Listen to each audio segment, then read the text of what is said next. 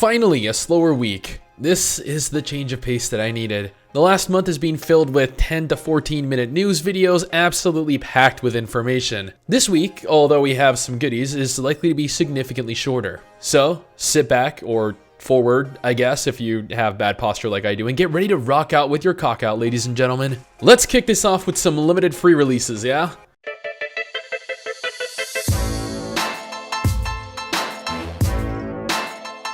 Project Gorgon is a buy-to-play MMORPG. We all know that, or I guess if you didn't, now you do. So, my point still stands. The game has had a very positive reception since its release in early access, with over 80% of the players that tried the game out having had very positive experiences. So, in celebration of Thanksgiving, Black Friday, Cyber Monday, and all those other weird holidays that take place in this country, the team behind Project Gorgon are offering players a free demo and 25% off the price of the game until November 27th.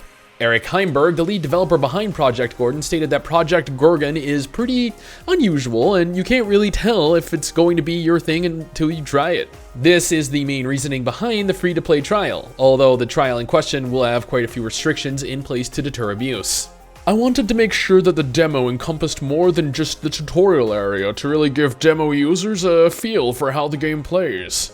So the demo lets players explore Anagogi, which is the newbie island, Sirbuli, and Sirbuli Hills, as well as most of the dungeons in those areas. Demo characters can unlock new skills as usual, and they can raise any of their skills up to level 15. This gives demoers a broad sampling of the game's content to explore. Once they buy the actual game, demo characters automatically become real characters without any restrictions. So, it's a quick and painless to transition from the demo to the regular game. We also worked hard to prevent demo abuse, since players could theoretically create as many demo characters as they want, limited only by the number of Steam accounts they wanted to create. There are a lot of potential abuse scenarios, such as harassment, market manipulation, muling, and even power leveling. Imagine someone using a bunch of demo characters to play music for their main character's garden. That's technically power leveling, since music makes plants grow faster. So yeah, if you've been interested in the game and you want to try it out before forking out the $30 for it, get to it. You have 3 days before the sale ends.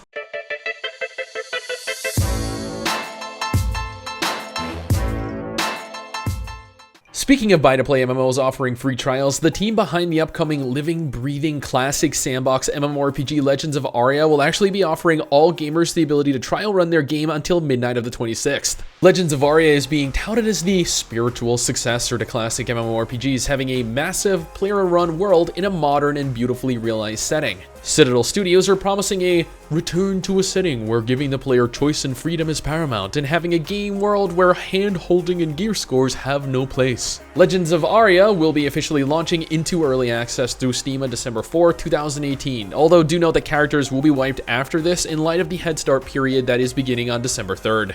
Also note that I will be in-game recording and will likely have a video for Legends of Aria up next week.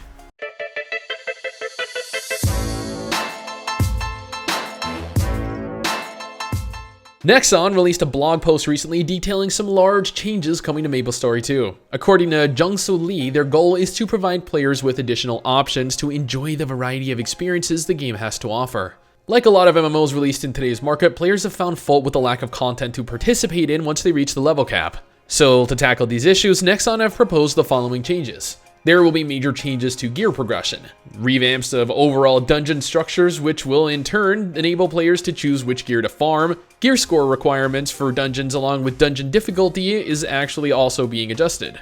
There will be various nerfs to dungeon bosses. New instruments will be added, including several from the percussion line.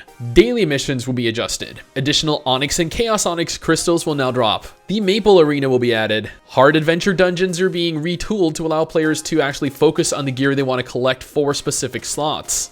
And finally, there will be several priest skill changes. Now, whether or not this is what you wanted, too bad. It's what we're getting right now. Also, something to note I believe warranted mention, the lack of endgame content has seen MapleStory drop from upwards of 40,000 concurrent Steam players at launch to barely 10,000 concurrent Steam players today. Nexon, seriously, content, please.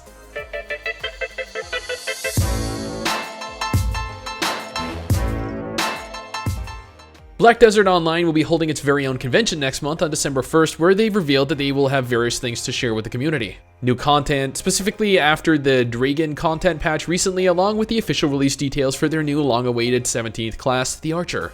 Not much else has been alluded to as of yet, but we will keep you all updated as soon as information is revealed.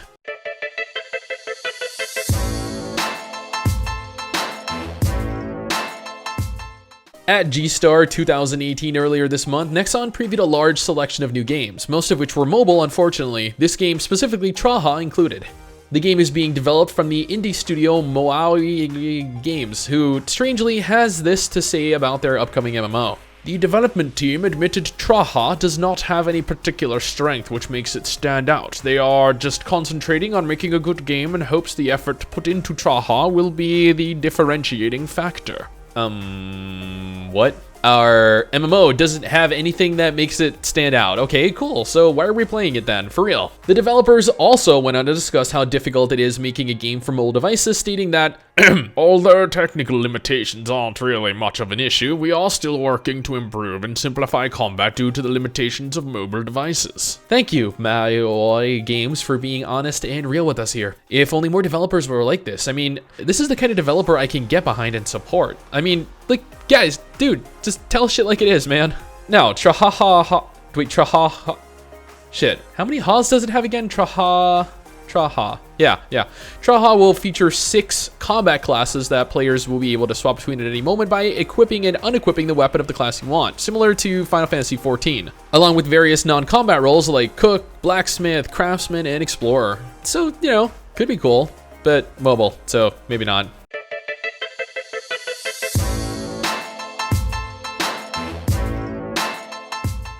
And we're back and ready to talk about Aion again this week. Yeah, the game is still receiving updates because Aion is still very popular over in South Korea. Now, NCSoft announced a very interesting new class for Aion this week, the, drumroll please, Graffiti Artist. Now, I don't think that's its final name. It's a rough translation. In actual Korean, it's Chai Hei-was-wi-seong. Chai-hwei-seong. Chai-hei-was... Yeah, I don't know. I've got its like English translation right here. It's hard to pronounce, or maybe whatever. The new Graffiti Artist class acts as a support class that is modeled after the Bard, so expect it to shine predominantly in group situations. Uniquely, however, I didn't think this was really a direction that the game could take.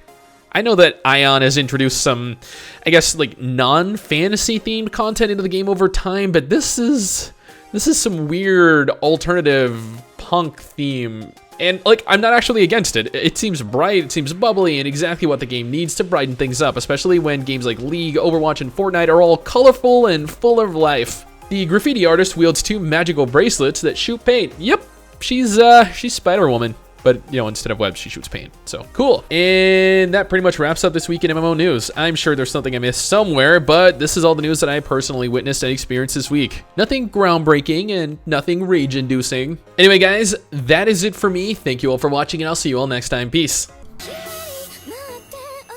Thank you for watching this video. If you enjoyed it, drop a like, leave a comment, consider subscribing to my channel over here, checking out another video, or following me on Twitter at STIX to just chat or hang out.